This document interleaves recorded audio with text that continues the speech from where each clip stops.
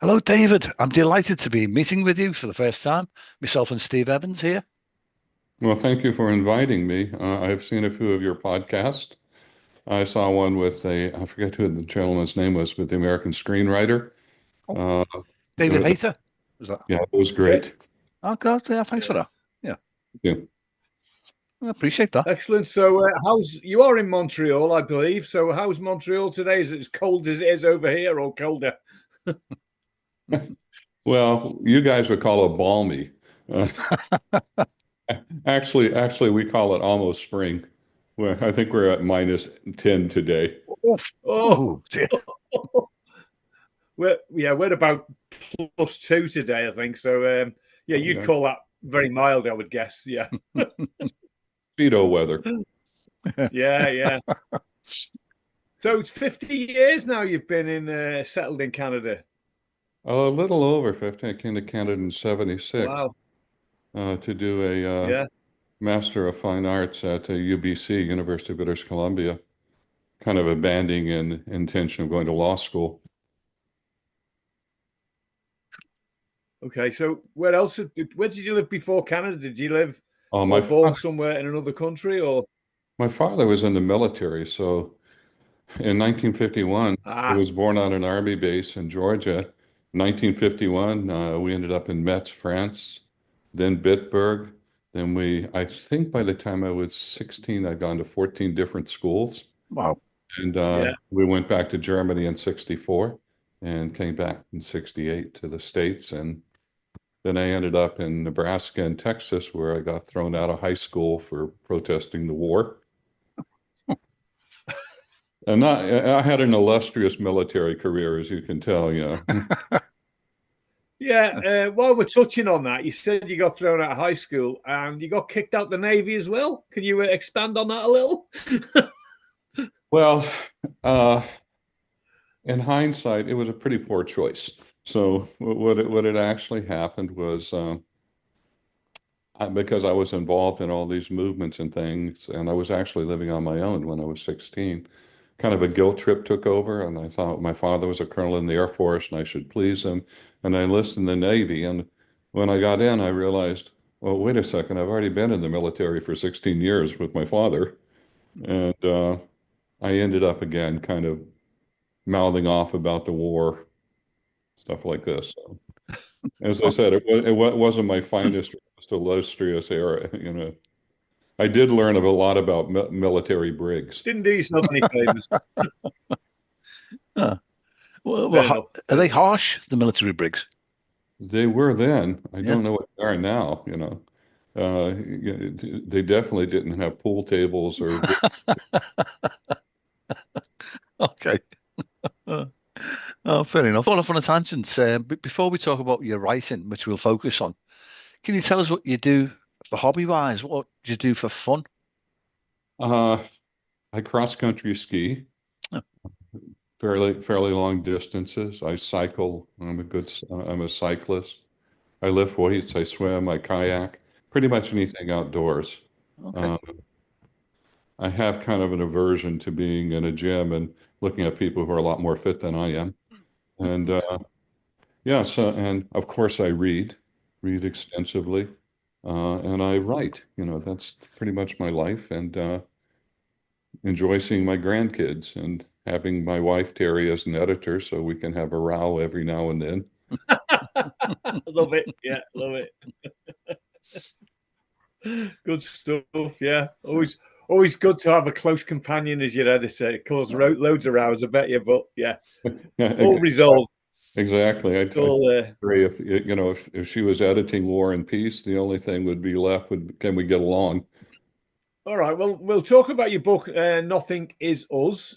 I've read it. This is a bit of a memoir, but it's styled as fiction, and it Uh, spans the years. Well, many years from 51 to 2001. yes, exactly. It covers from my birth, obviously, and in the military. It's really kind of about. I thought when I wrote that, I assumed it was going to be kind of a historical piece about what it was like growing up from the 50s through the 70s, the war in Vietnam and stuff. But it also became unwittingly and not necessarily wanting to, a story about alcoholism, my father, the danger of red-blooded American patriotism, and and from there, it's gotten fairly good reviews. People say, "Would you like to write a sequel?" And I say, "No damn way." Uh, it was hard enough writing that. And as I said, it's gotten good reviews, but the main impetus of it was kind of well, like my previous novel. I'd written a previous novel called um, Tell You All, which was a retelling of the story of Lazarus. And the story of Lazarus, Lazarus comes back from the dead. And in John, it says, and he stank. And I said, well, now there's an idea. I mean, what can I do with that? And it turned out to be casting the Roman foot soldier grunt, kind of like the Americans in Vietnam. Why are we here? How do we get out? What business do we have? And it's kind of about the story about the survival of an individual despite everything else, which I suppose to a certain extent is somewhat like Nothing Is Us. Yeah.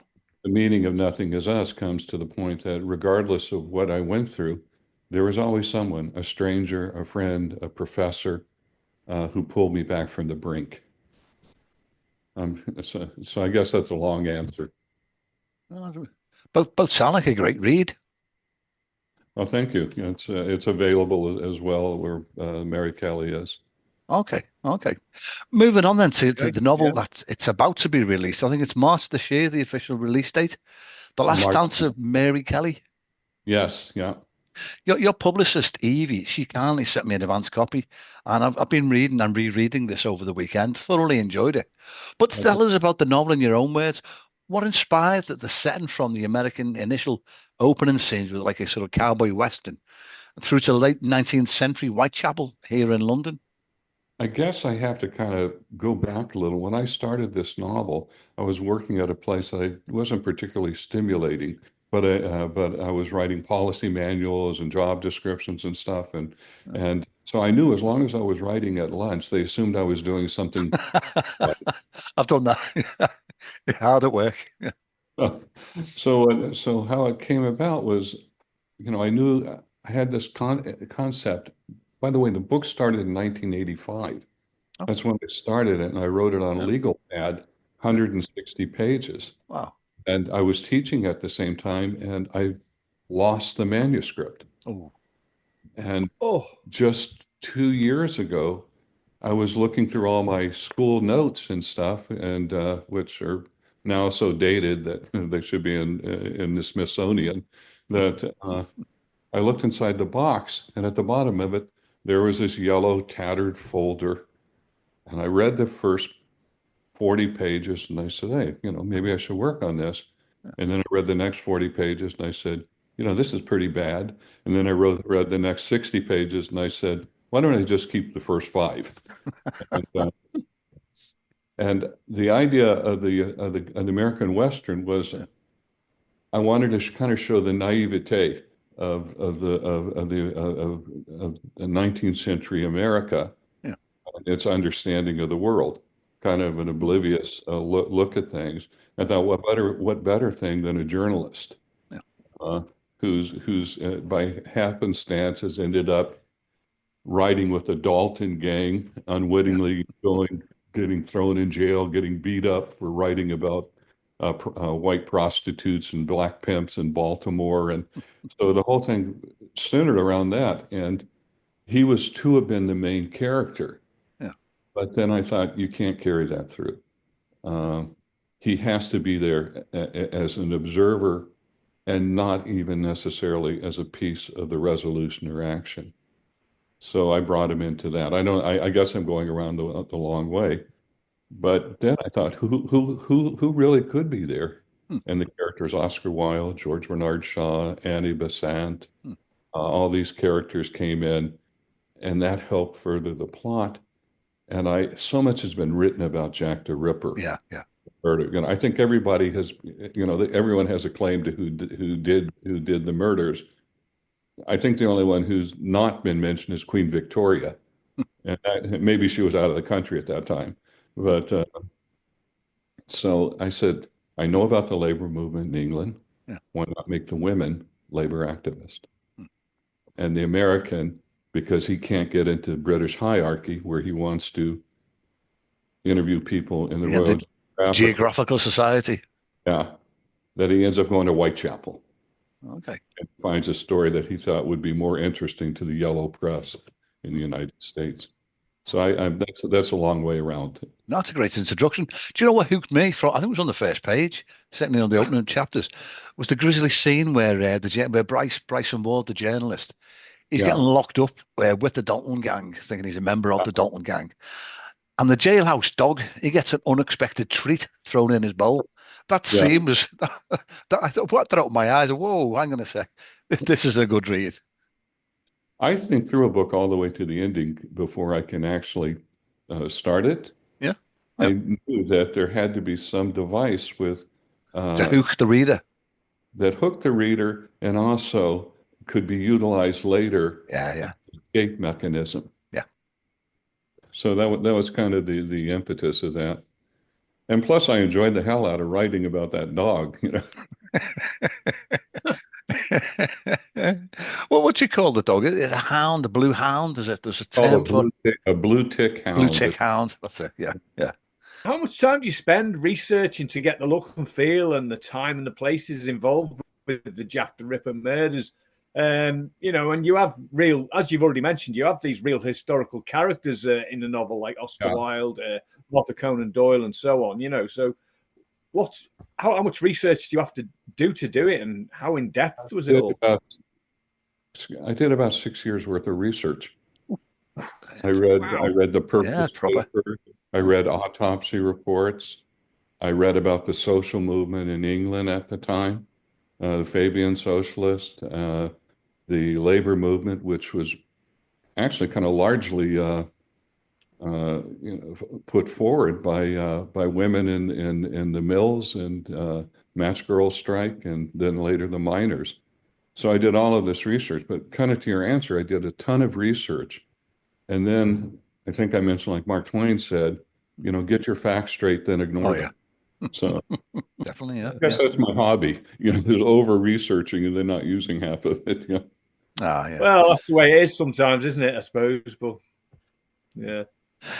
David, but bearing in mind the amount of research that's gone into the novel, and often a vague tangent, I suppose.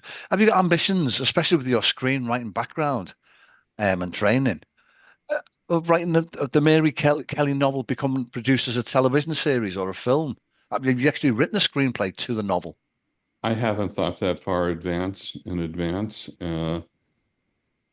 If somebody said, "Hey, I'd like to do it," Yeah, I'd say, "Sure."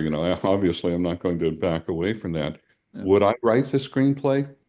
I'd like to write the dialogue, yeah, but as you said, I do have kind of a background, way, way back, years and years ago when I was in grad school. yeah. I wrote one screenplay which is so atrocious that I keep it as a reminder not to write another one. Okay. Yeah. Yeah. I mentioned earlier that your publicist Evie at Tumbleweed Press, she got in touch with me to show me this advanced copy, which I really enjoyed. Can you tell us about your connection with the Tumbleweed Press? Was that difficult? As we hear most writers that we chat to, they said it was a huge struggle trying to connect with a traditional publisher. It's a huge struggle in general. I just Yeah, got lucky with this yeah, particular one because you had mentioned Nothing Is Us. yeah, Nothing Is Us was originally published by a small press called Scarlet Leaf, and it got very good reviews, but they didn't have the mechanism to promote it, let's say. oh, And Tumbleweed Press, who is a friend, came and said, "Hey, I'd like to run with Nothing Is Us. Can you get the rights from your publisher?" Which I did, and then it kind of came from there. yeah, Do you have anything else? And I sent Tumbleweed this manuscript, yeah. uh, a very early version, and they said they'd like to run with it. Brilliant.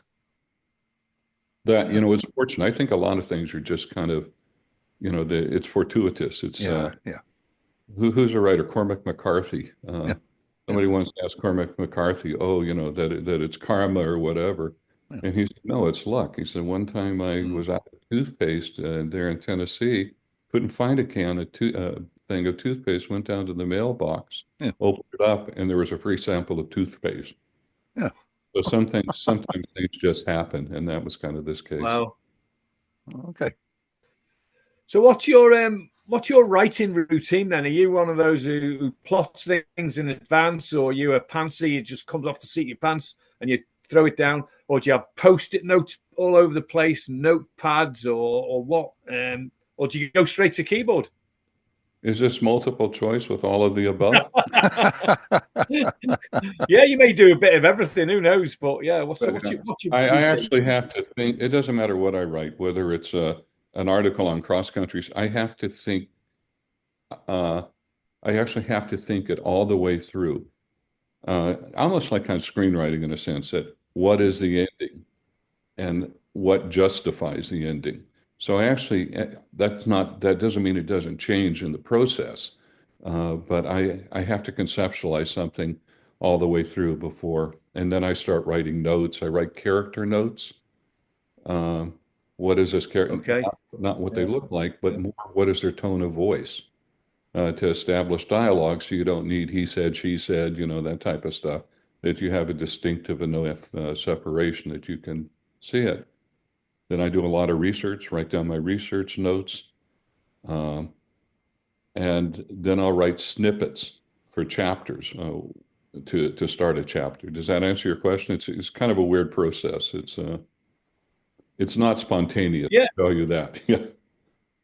No, that's fine. It's just getting a feel because everyone does it slightly different. They all have their own methods. So I just wondered what yours was. Yeah. No, that's fine. David, what's next for you? Are you working on a new historical thriller, or perhaps maybe a follow-up to the Mary Kelly story? Because you leave sort of I'm not going to spoil anything, but a bit of an enigmatic ending there, maybe with another twist that you could add to the history of Jack the Ripper. Maybe you could add to that mystery. Well, it's funny you mention that because I've had people ask me, "Are you going to write a sequel?" Yeah, I never thought about that. yeah. Uh, I was actually had two things going on. One is a series of linked short stories called Wildflowers of Colorado about a kid I knew in Colorado who a native kid whose sister died of tuberculosis, and he wanted to get to Mesa Verde to bury a spirit pouch. There's one short story's already been published, but the historical thing is a book called Colder, which is kind of a mystery, takes place in the Aleutians. The only place the Japanese actually landed in North America was on the little islands called the Aleutians off the coast of Alaska. Yeah. And per capita, they lost more lives per capita, the American soldiers, than they did at Guadalcanal. So I've been doing a lot of research on what they call the forgotten battle of the Aleutians, Yeah. and I have an idea, which is it's kind of a mystery, a mystery. Okay. I never knew the Japanese had landed anywhere in the States, to be honest. Well, they did. They were Yeah, flying balloons over. They were on an island. I think it was called Kiska, yeah. and they actually were so entrenched there. They had a movie theater and a hospital and Well, everything else. And when the yeah, Americans finally caught on, yeah. it was the Canadian Rangers and the Alaska Rangers who said, guys, there's somebody knocking on your back door.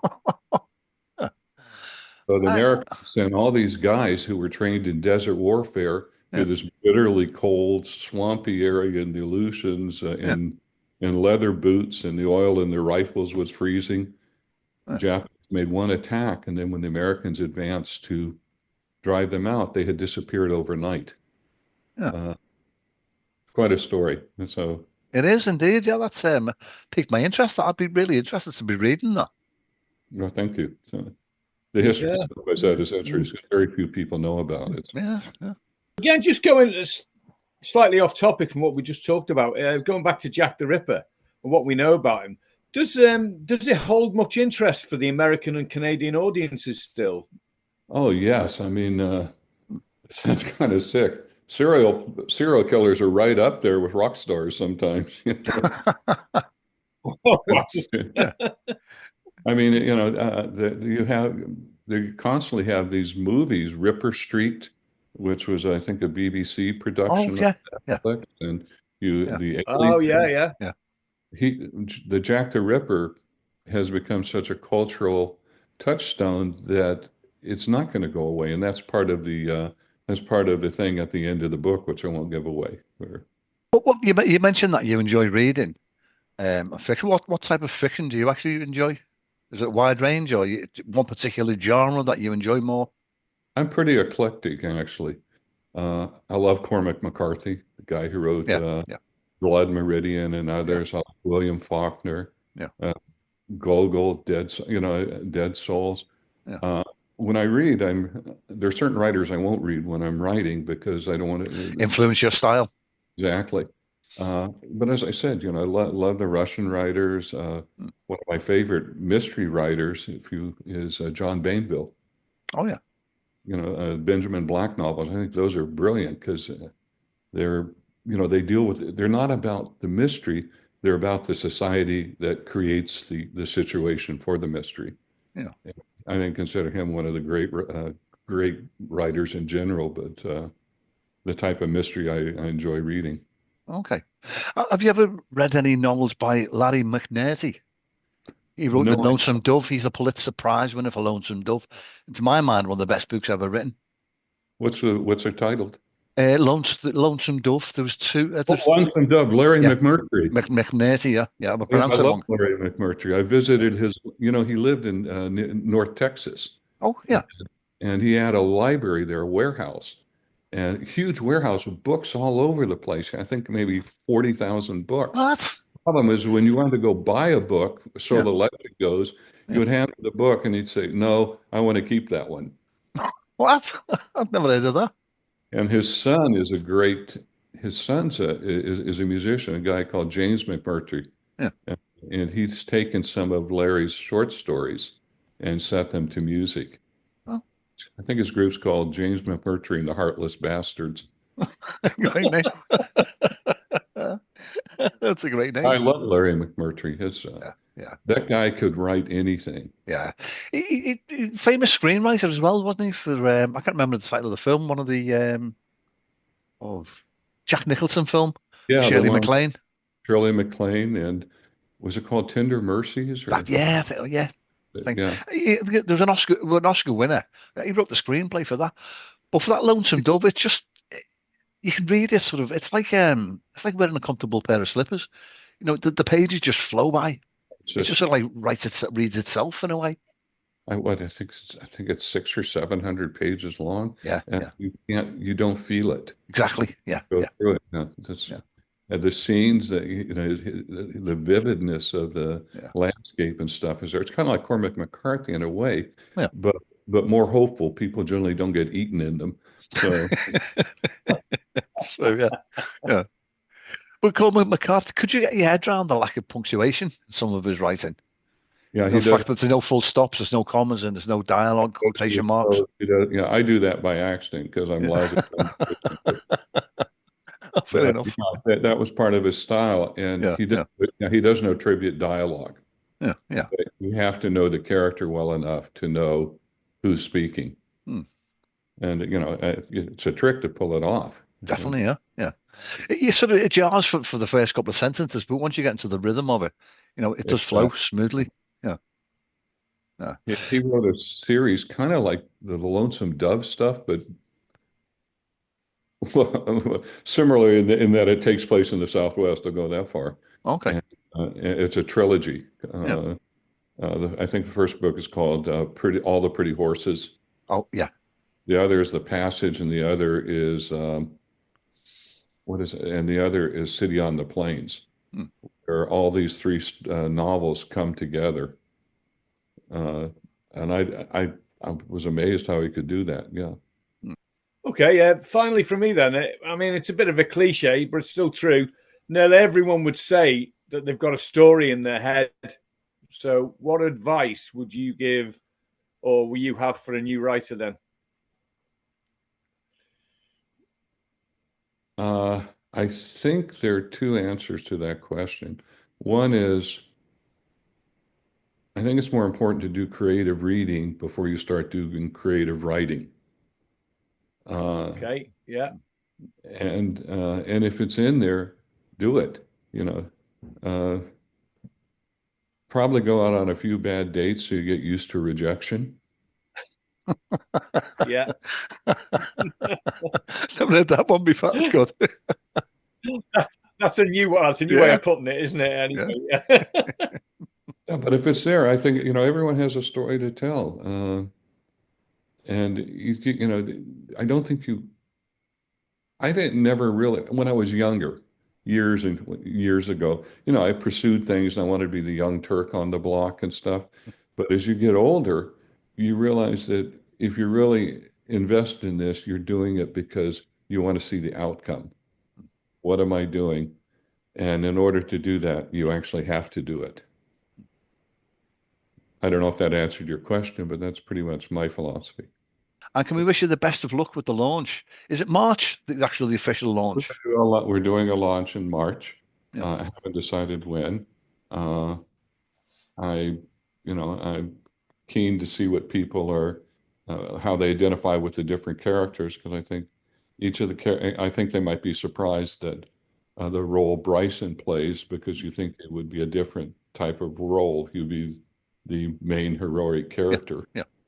Um, yeah, so I'm interested. I'm interested in just seeing how people relate to it emotionally. I know somebody told me, and I'm going on, but someone said, "Oh, you have to tell people what the character is thinking, what their internal and my philosophy on that is, Yeah. no, you don't. You have to write in such a way that the reader feels Interprets well. that. Yeah. Yeah, you don't want to insult their intelligence by telling them, and I hope I've done that in this book. Yeah, I totally agree, actually. You do it sort of, that's where your imagination, your own effort into the reading comes. And you get that, as you mentioned, that people should read a lot more creative writing. And by reading more different styles of creative writing, that adds to your enjoyment of the characters. Exactly. Not only fiction. I mean, fiction develops empathy. I really believe that. I think one of the reasons maybe there's a lack of empathy is people don't really read enough fiction. But just good writing in general. I mean, Ben Macintyre, the British writer, he writes these wrote a book called The Napoleon of Crime. He writes all these historical pieces. Yeah. He's engaging because he makes everybody come alive. Okay. And so you also read good nonfiction Hmm. Yeah. because it shows you pacing, and it also, and if a guy's really good at it, it really shows you how a guy can create imagery Hmm. out of something that could be as dry as a historical incident. David, on that note, I'm going to say again, I hope you have a great rest of the weekend. And thanks very much for your time. Well, thank you so much. I Yeah. mean, Thank you very much. it's an Yeah. unexpected pleasure. And I love it when you guys are riffing off one another, you and Steve. Excellent. We haven't done it It's, for a while. it's like watching jazz. Yeah. We used to be doing like two of these a week, but we haven't done one for about 2 months now, I think. So yeah, It's a couple of it's a months now, isn't couple of months. it? Yeah. With Christmas, one thing and another, and your job and Yeah. everything else. It's been a bit hectic. And then the relaunch of your book yourself. Yeah. Yeah. True. Yeah. Yeah. That's one of So the reasons why. been Yeah. busy. Yeah. Well, Yeah. I saw that you are launching a book. Yeah. Uh, It was last November. yeah, It's something I originally self-published, but it was picked up by a new publisher. They're launching their new production publication company with my novel. So I'm still pushing that out. I'd like to read it. Yeah, so very Yeah. much read it because I read some of the blurbs that it was coming out on your site. I Oh, think it, thanks. well, thank you again for everything, for Okay. having. Been an absolute pleasure. But for Yeah. now, cheers, David. Yeah. Cheers to you. Thank you. Uh, Yeah. Thanks very Stay much. Thank warm. you. Thanks.